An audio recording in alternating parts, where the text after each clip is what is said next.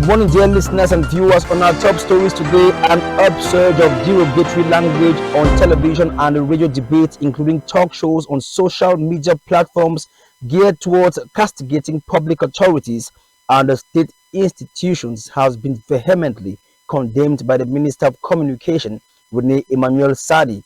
In this edition of the news, a journalist and a lecturer in journalism at the University of Boya critically analyzes the minister's communique on the subject matter. Also, American politics is on our agenda this morning following the abrupt decision from President Joe Biden, who endorses his Vice President Kamala Harris as the Democratic nominee. It is reported Harris could be the first black woman and Asian American to lead the ticket of a major political party in the United States.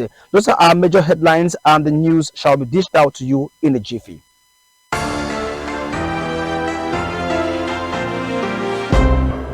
Good morning again, ladies and gentlemen, and welcome to the news on CAM1 radio. The frequency, of course, is 99.5 FM, and this is the People's Radio. Communications Minister Rene Emmanuel Sadi has called on politicians to be self-disciplined while voicing out their opinions on matters of national interest. The minister's call is contained in a communique where he states that there is an upsurge of derogatory language on television, radio debates, talk shows, and also social media platforms, castigating public authorities and state institutions. Minister Rene Emmanuel Sadi also stressed on the point that even though Cameroonians have the right to freedom of expression, they should be cautious not to cause public disorder. The minister also cautioned media practitioners to shy away from abusive language against state institutions. Dr. David Evele, a journalist and a part-time lecturer at the University of Boya, critically analyzed the minister's communique in the following excerpt. I think what the minister has done is very, very important in silencing the upsurge in what I can call chaos, the laissez-faire, the lassitude, and this is very, very disrespectful not only to those who are attacked, but also it is insulting to the public. We should realize that the election fever is on. We have the presidential elections coming on. And of course, I can say it's a kind of excitement. And when the media gets excited, things can go overboard. So I want to believe that it is happening now because of what is coming up next year. The laws are there. You have the penal code, which abhors defamation and all that goes with it. And you also have institutions, for example, the National Communication Council, that bring order. But such excesses need to be handled properly. First of all, there should be someone who is complaining. The law in itself cannot work until it is implemented. I will surprise you by saying that it's a good sign in terms of journalists' social responsibility, because they need at this time to inform the public about what is going on. But the problem is the fact that they are not giving the public the right information. And that's understood. I won't put this particularly on the journalists. It's a matter of media policy. You realize that at this time, many media houses are propaganda machines for particular groups, individuals, or political parties. So it's a matter of pushing their political propaganda that you have these surpluses, or what I can call excesses. What I don't want people to feel is that this is done unconsciously. These are things that are planned. I think this is a time when not only the government but other organizations like non-governmental organizations to come together and try to train journalists on election management. That was Dr. David Evele, a journalist and lecturer at the University of Boya. Former separatist fighters have been reminded by the senior divisional officer of Manu that the government is ready to forgive and accept them into society despite their differences. He was speaking in a Umojok subdivision on Friday on the second of his second lap of his Meet the People tour. Now take a listen to the SDO of Manu, Abomfak Yves Bertrand. I started a visit yesterday with a COP educating our population. We are happy today that the population has come out en masse to get the message that we had for them. This is a message of peace. We came here to ensure our people of government's determination to bring peace back to this part of the republic.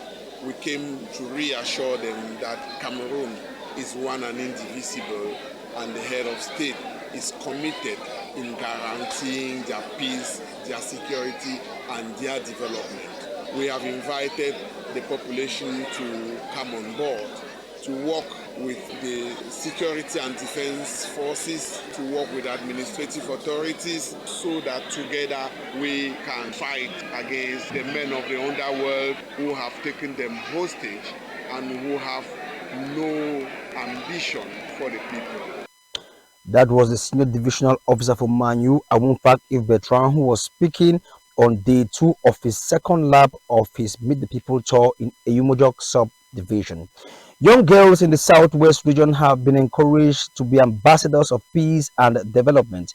The call was made during the official launching in Boya of the Pioneer UNICEF Adolescent Advisory Group in the southwest region, which is considered as a significant step towards empowering young girls in the region, an initiative which is widely supported by UNICEF.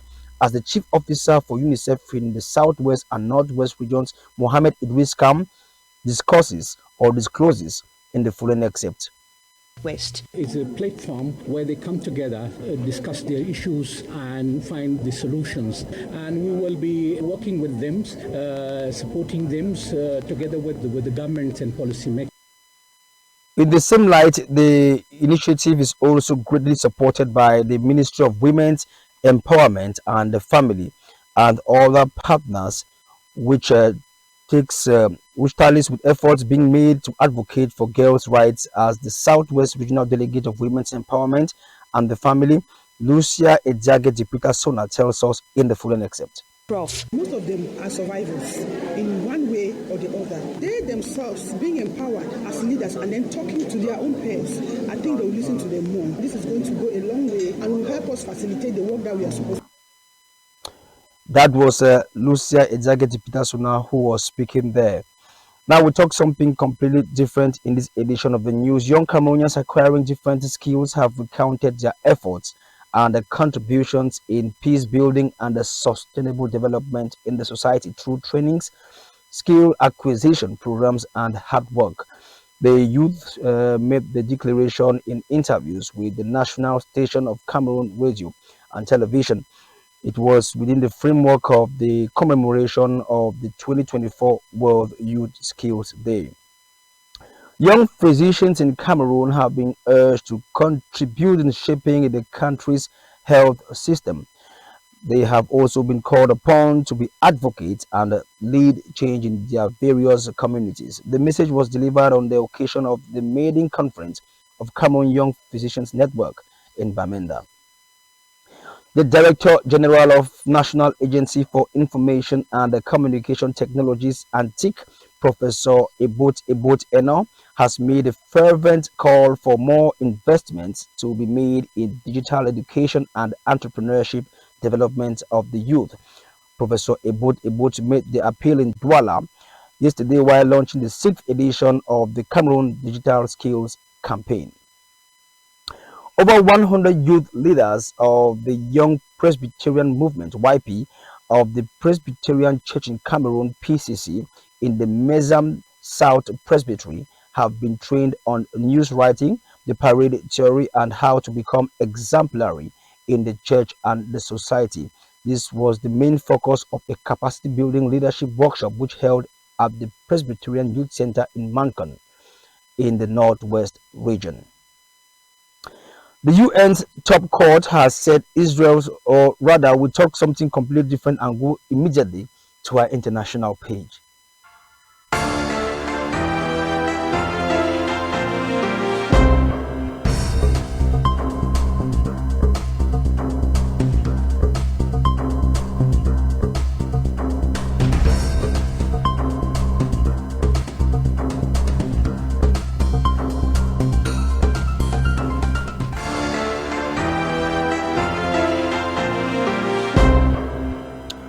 On to one of our major lead stories today. President Joe Biden announced on Sunday he is dropping out of the 2024 race and endorsing Vice President Kamala Harris as the party's new nominee after mounting calls from Democrats to end his re-election bid.